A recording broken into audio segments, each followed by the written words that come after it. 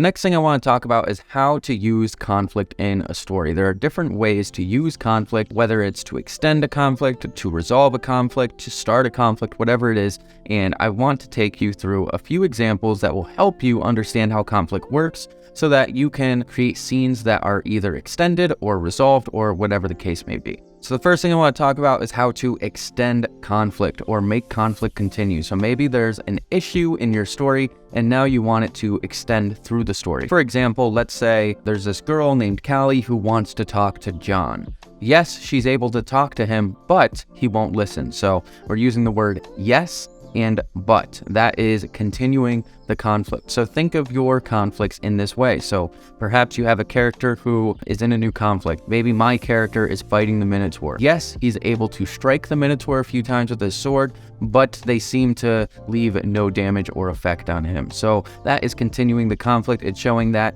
yes, he's able to do something, but this isn't resolving the conflict. For the second example, you can use no and. For my first example, Callie is trying to talk to John at work, okay? No, he won't listen to her, and she gets escorted off the property by security. That's just an example of maybe this girl needs to talk to this guy, and she goes to where he works, and she's trying to talk to him. He's not listening, and she gets escorted off. So she didn't get a resolution to this conflict. Again, for my story example, maybe my character Jimmy is trying to fight the Minotaur, and no, his strikes are leaving no damage effect to him, and he gets off a strike that really critically wounds Jimmy, right? So those are ways you can resume a conflict. Use yes, but, or no, and. Keeping those two words in mind when you're trying to write a conflict and try to outline that part out, you can keep these in mind to extend your conflict and make it continue going and help you just brainstorm that conflict so that you know how far you want it to go or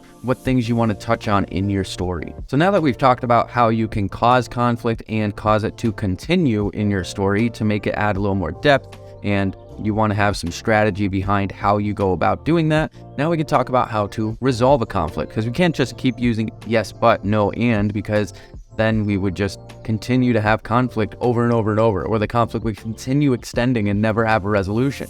So for a resolution, you will do this instead. You would say yes and no, but. Those are the two different phrases you will use. And this is just a simple way you can follow to resolve a conflict. So for example, if we're talking about Callie and John again, let's say Callie wants to apologize to John. Yes, she overcomes her nerves and apologizes. Maybe she was super nervous about apologizing about something, and he accepts her apology. So if I wanted to continue this conflict, I could say something like, yes, she overcomes her nerves and apologizes, but John doesn't accept the apology. But if I want this conflict to resolve, then I would say the opposite. It would be, yes, she overcomes her nerves and apologizes, and he accepts her apology. So two positives. So for the second example, maybe Callie, she's in need of some advice from John. So maybe no, John doesn't give the advice that Callie's looking for, but he does mention something that pricks her attention and turns her to find the advice she needs somewhere else. Perhaps she's asking for advice. It could be something simple. It could be, maybe she's looking for the best place to buy cheesecake in the city, and John says, no, I don't know of anywhere,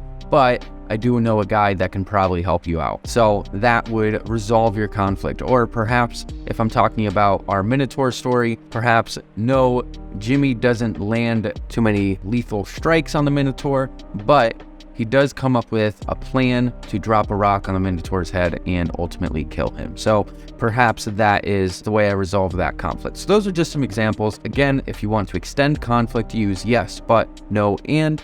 And if you want to resolve a conflict, you'll use yes and or no but. And hopefully these are understandable. They're very simple concepts, but they make it a lot easier to understand how to write conflict and how to extend it or how to resolve it. And it just makes it a lot easier if you're trying to outline a specific type of conflicting scene.